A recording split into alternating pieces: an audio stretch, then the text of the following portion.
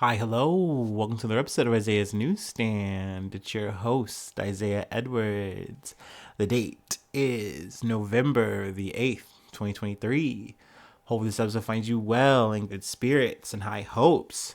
As for me, I'm doing pretty good. It was my first day back on the job since my little vacation, little car fix situation. I gotta say, it felt like weird to be back, but I could tell it wasn't necessarily just because of work. I don't know. I think kind of noticed.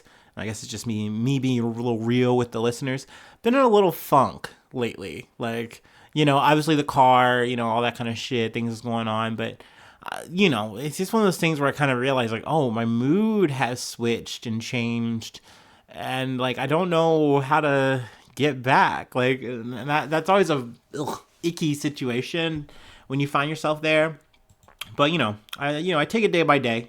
I feel like one step at a time, and we'll be all right. I know I'm just doing vague aphorisms, kind of make myself feel better there, but yeah. I know overall though today was good. You know, it was definitely busy. Catching up. It felt like that is what it is. That's another thing. But overall, good to get back in the swing of things. So, and yet again, it was the quietest drive I've had to work in months, and that I'm still relishing. I'm still not over that. So yeah, like I said, overall a good day. Food corner, I did the pasta, but I will say I switched it up a little bit on the bread side. Yes, still bagels, but I upgraded them motherfuckers. I put up 2 bagels this time, and I pretty much turned them into bagel bites. I put some, cream cheese on. I put some pepperoni on them, and then I put some sauce and pepperoni on, whatever, and then some cheese, and I put the motherfuckers in an air fryer. And I gotta say, I think I cooked them a little too long, in the air fryer. But that being said, I like it a little crispy, a little bit of a char, if you will. So they turned out good for me. They ate well. But yeah, other than that, pretty ho hum, usual shit. Let's see here. So yeah, enough about me. I'm prattling on already. Let me go ahead and take my break. Well, not break. Startup. It'll be a break later. But yeah, let me go ahead and do that, and then we will get into some news coverage.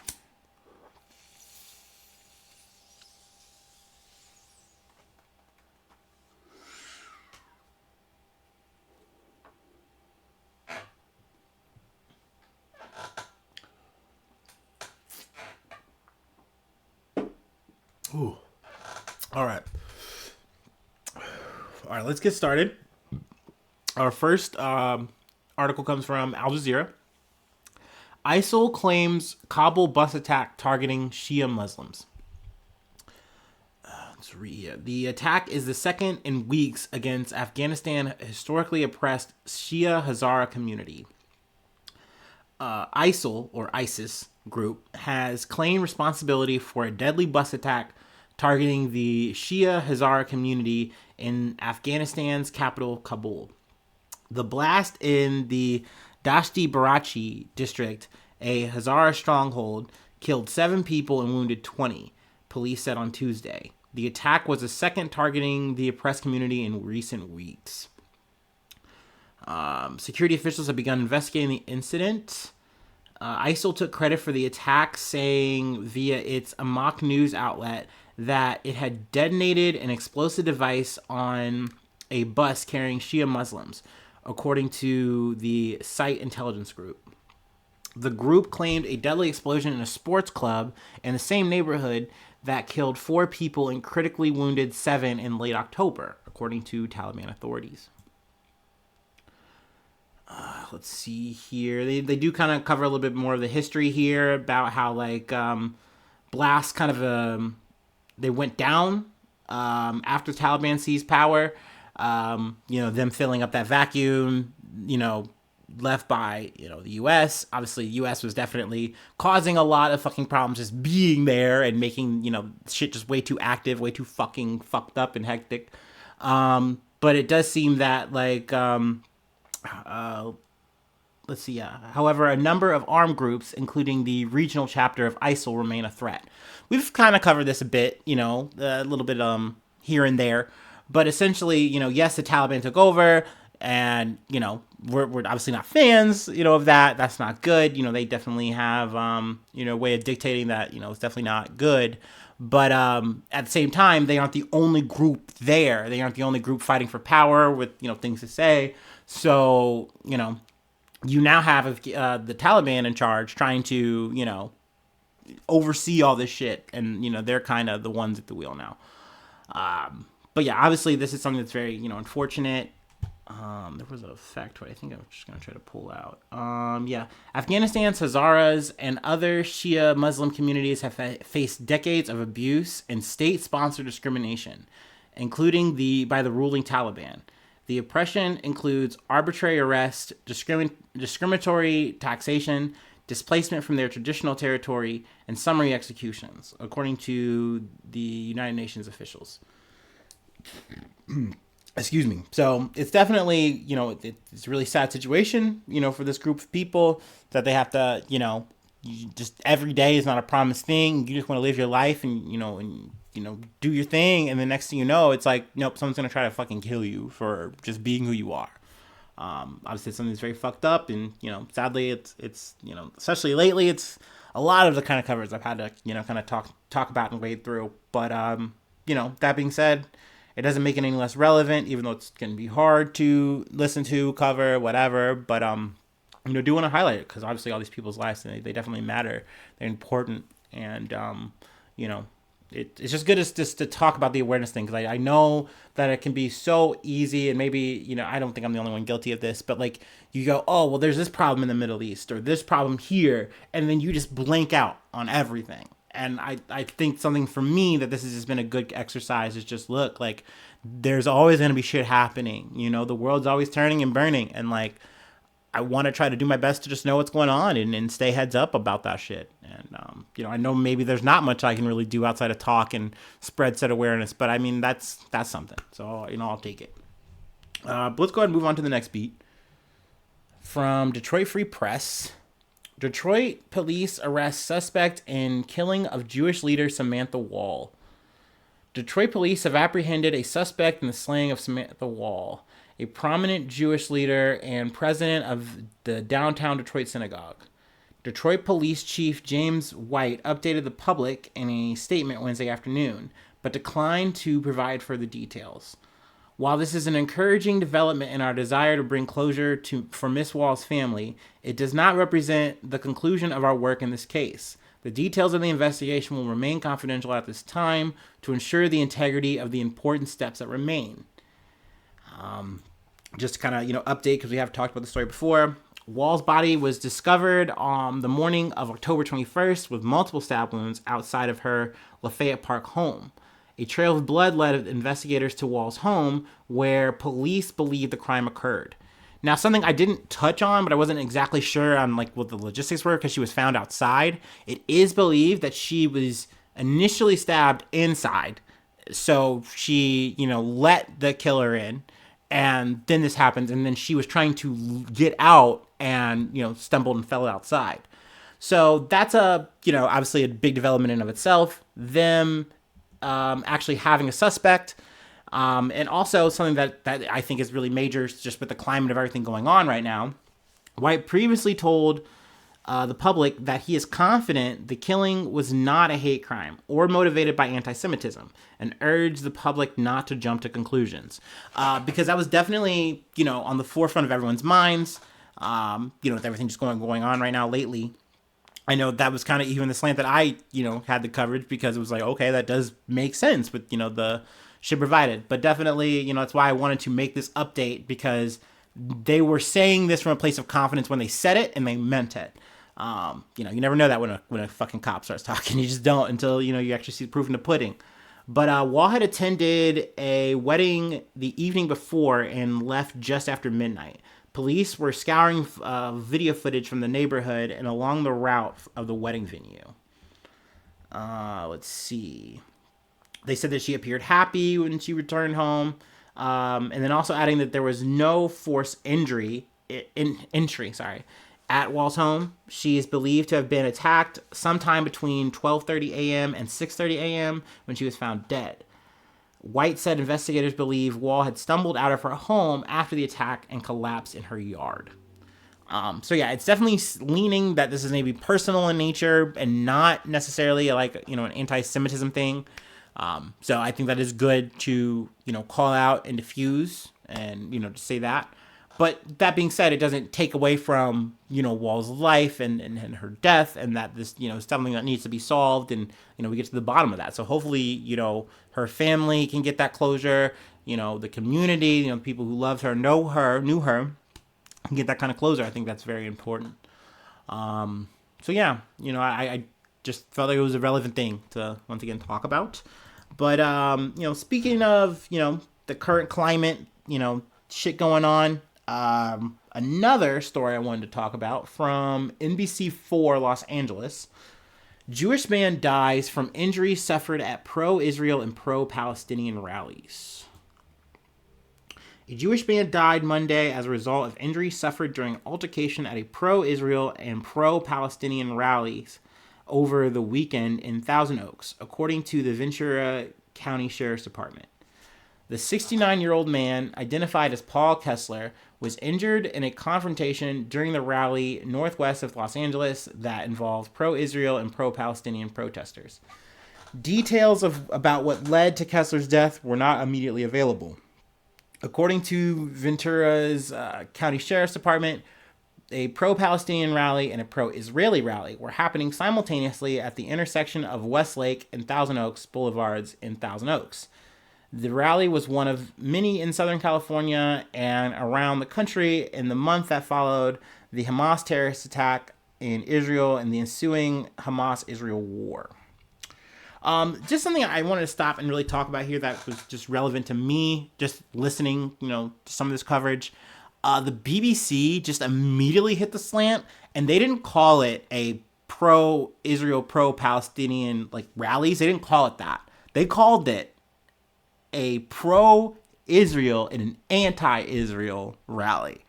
And just little tweaks like that, when you talk and you give a story, mean everything. And that is the kind of propaganda that I'm so want to talk about, because I think it's important. I think that sometimes it can feel subtle or look minor, but it is very relevant, because that is not the case here. And we do not know all the details that took place here. I know that there are definitely two sides on the story, saying this and saying that. And I know that the police are trying to, get to the bottom of it.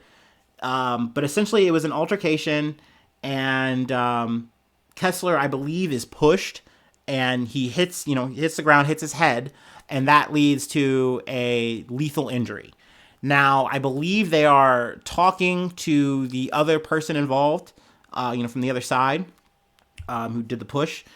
He hasn't been arrested as of yet, but, they are in communication with him. So yeah, I mean, it's definitely something that, you need to get to the bottom of and, sort out. A man died, and that shouldn't have been, the case.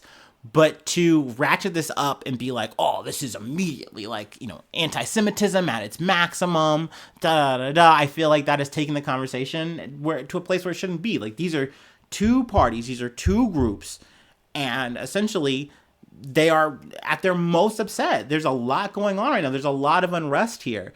And clearly cooler heads did not prevail. Like I said, we do not know the details here. But I think to just strike this as one side did something wrong and the other side was victimized, I just don't think that's fair. I don't think that's right. I don't think it's correct. Once again, I still think, more details and things need to, hit the scene, what have you. But I just think it is important to talk about this equally in balance, in the sense of look, you do not want to see more Islamophobia. You do not want to see more anti-Semitism.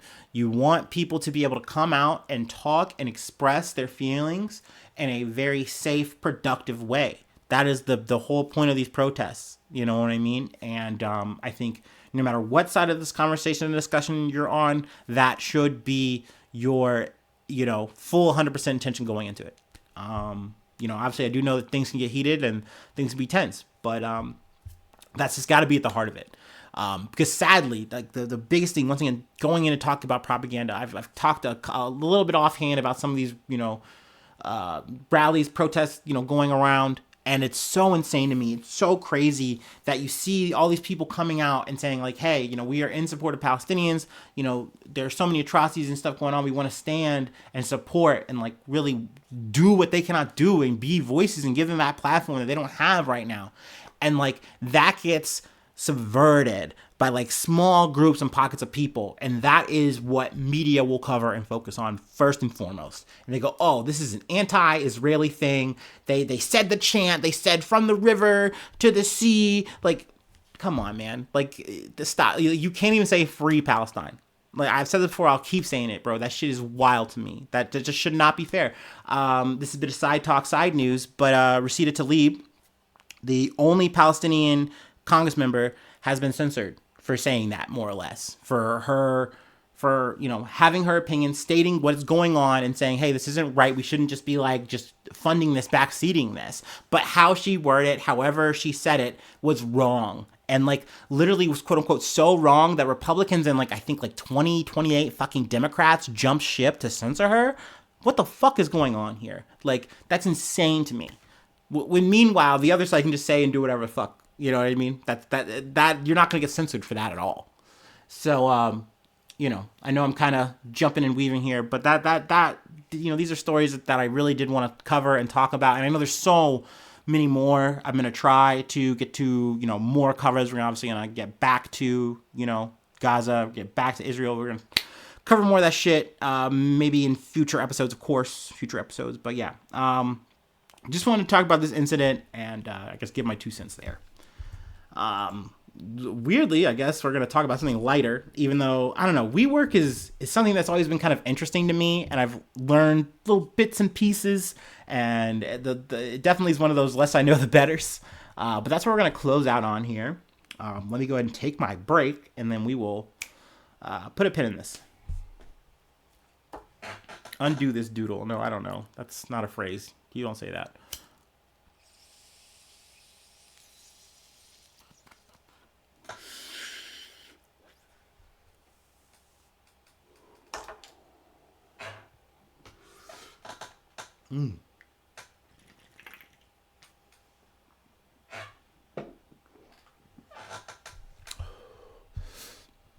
Ooh, okay. From the Associated Press.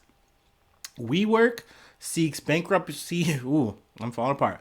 WeWork seeks bankruptcy protection and stunning fall for a company once valued close to $50 billion. Let me try to give you Isaiah's definition of what WeWork is. So essentially you have a building, and this building has a lot of, space in it.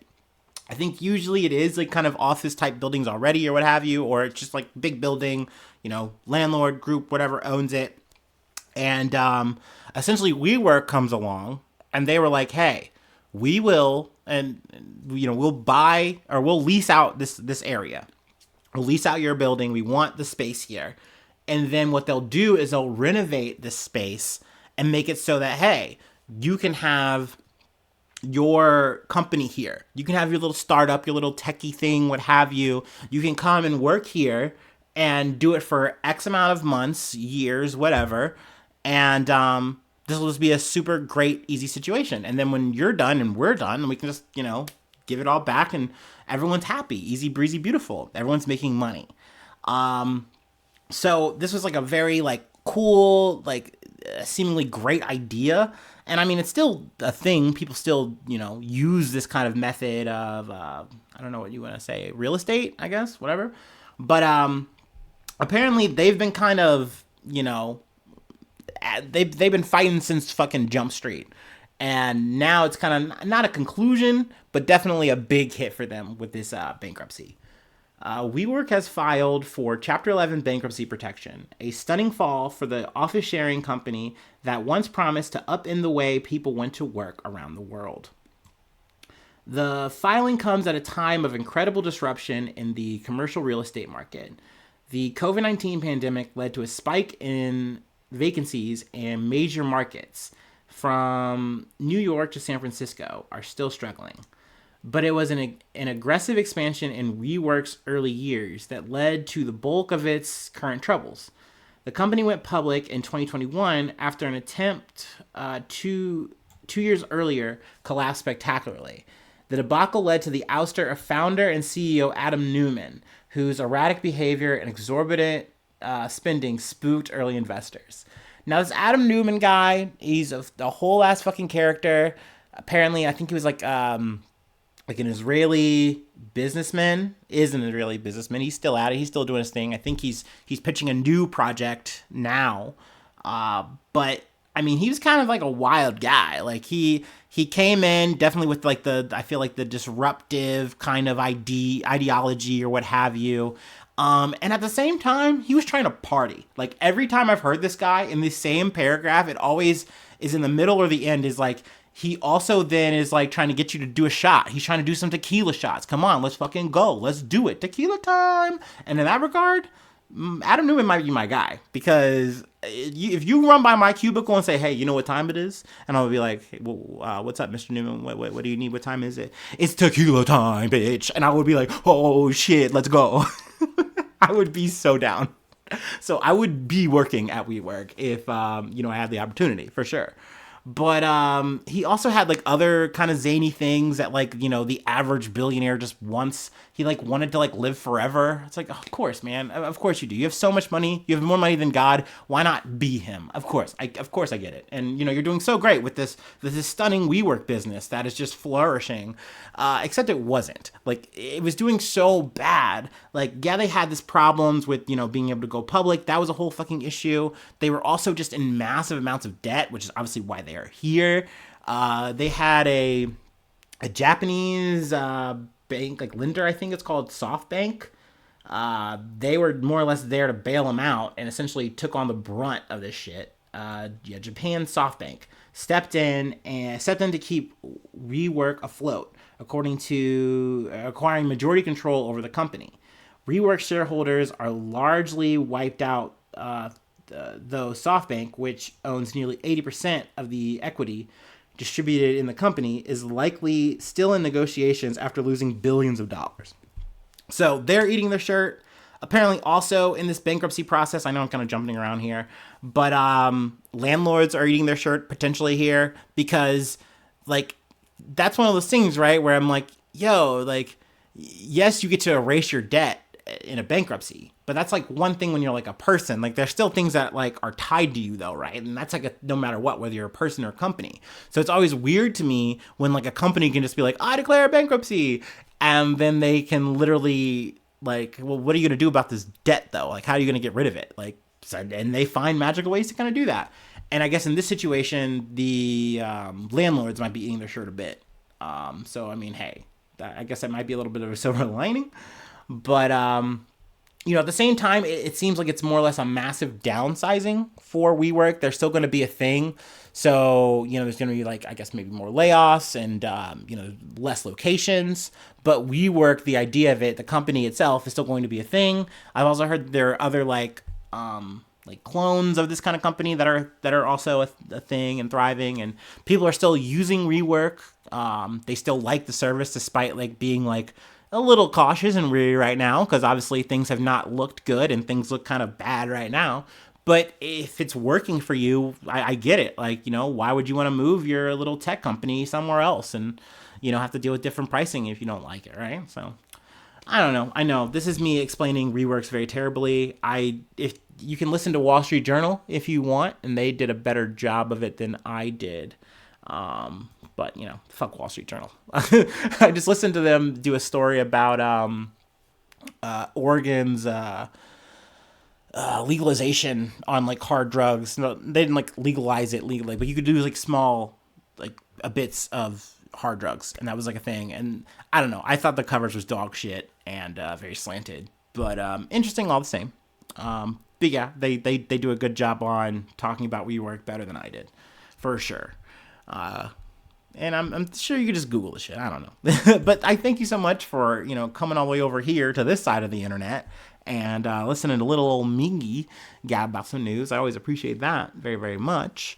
But if you'd like to take your support to the next lever, if you want to pull the lever and take it to the next level, patreon.com/Isaiah News. you do become a newsie, I shout you out at the top of the month and plug a project if you'd like. Let's see. 3 ways to hit me up: isaiahnews1@gmail.com. And then I'm on all the socials that you're probably on and using and liking or maybe hating, but I'm there as well. Waiting for you to comment. Feel free to say what's up. I don't know. Let's see here. Please subscribe to the YouTube. That helps out a lot. Thumbs up are always great. Hitting the bell is cool. Comments are rad as long as they're positive. Please be positive. Let's see here. And you can do that on whatever feed you're listening to me on or whatever browser thing. If it's Apple or Spotify, go ahead and hit that respective button. Comment. Say what's up. I don't know. But yeah, hopefully I see you soon for some more good news. I love you. Bye-bye. Mwah.